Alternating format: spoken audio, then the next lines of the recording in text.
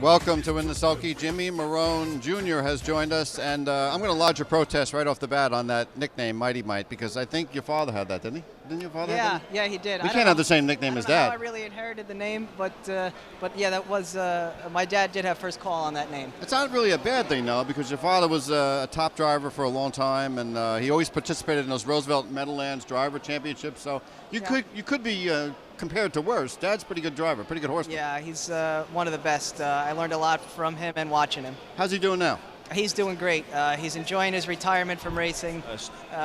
He's got himself a part-time job over at Eisenhower Park in Long Island, being a golf ranger on their golf course there. He's a golf fanatic, so he's actually in his glory every day. Okay, that's Jimmy Marohn Sr., who we had interviewed in the paddock a couple weeks ago.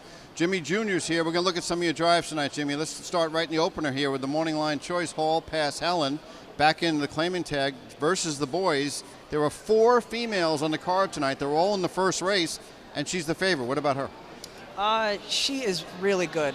She's a handy horse. The Connections wanted to try to move her up last week. She really couldn't handle that class jump. She's back down to her level where I think she's going to be really competitive again. Okay, let's flip over to race 3 for Nathan Fields. Good. Patty Harmon trains from Rob Harmon. 15-1 morning line. Is there any difference this week from last, I think so.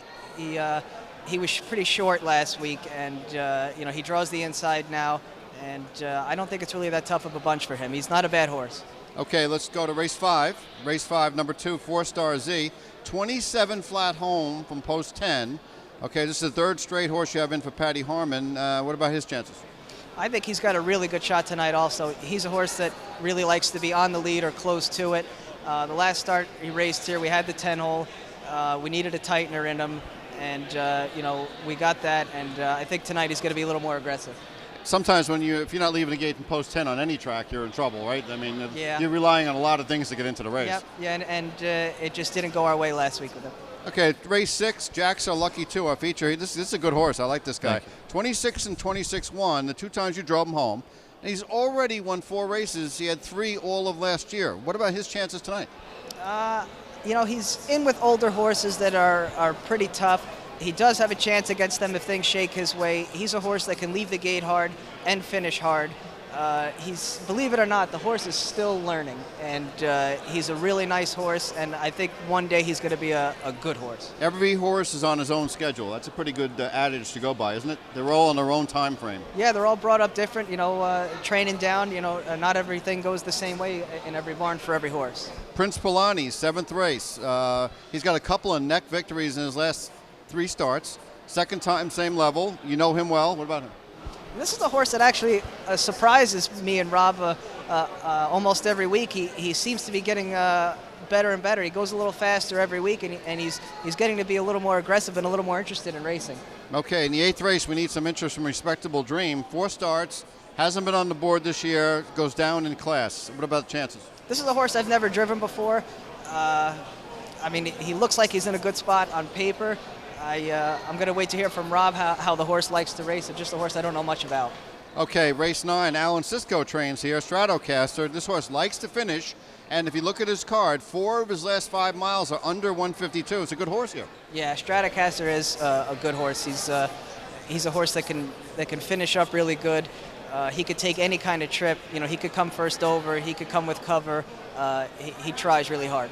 Okay, we'll flip to race 11 for the oldest horse on the card, 13-year-old Talktomecourage, 0 for 5 on the year. I still think he's got a chance, though, from here.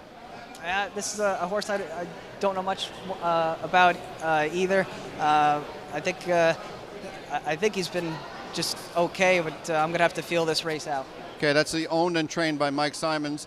And you see Mike Simons at Monticello. What's your schedule like right now, and how will that change in the next month or 2? Oh, gosh. My schedule, I'm all over the place right now. I start my week Monday and Tuesdays at Monticello. Wednesdays, I've been off because Thursday through Saturday I'm at Freehold. Friday and Saturday night here. And then Sunday and Tuesday nights, I'm over at the Poconos. Your progress that you've made in the last 5 years or so has been pretty substantial.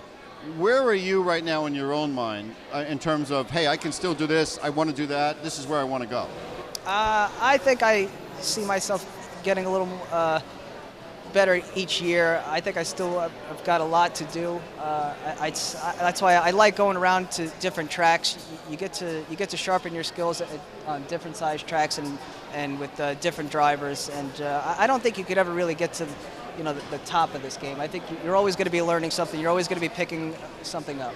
I asked Anthony Napolitano, would he prefer to drive against the best drivers? He said resolutely, yes, he would. What about you? Totally. You're going to learn the most from driving against the top drivers like you do right here. The top drivers, believe it or not, they are actually the easiest guys to race with. They're the hardest to beat, but they are the easiest to race with. Because they're not doing anything stupid. They've been there before. No, and they've seen everything. Yes. Okay, Tioga. What's the story with Tioga? Tioga, it's always been great to me. Last year I just went up there on Sundays because I stayed here. I'm going to do the same thing again this year. I'm going to stay right here at the Meadowlands, and I'll be going up to Tioga on Sunday afternoons. And when this place closes, I'll probably go to there full time, until this place picks back up. Okay, I'm going to ask you one question before we let you get ready for the first race. The day you won the driver championship, yeah. That morning, be honest now, were you just happy to be in it that morning? Was I happy to be in it? Yeah, I was happy to be in the part of the standings that I was in that morning because I didn't think I had a very strong card that afternoon. I got lucky in a couple ways, and the last race of the competition it went my favor. So you're not saying it was a one-time fluke? That could happen again. Yeah, it almost happened here in the next competition the next year. That's the kind of confidence we like. I'm going to tell Jimmy Sr. when I see him that he's instilled some good confidence in you. Jimmy, you got a lot of shots tonight. Thanks for stopping by. Jen Bongiorno will join me in a second, and good luck. Thanks, Bob. You got it.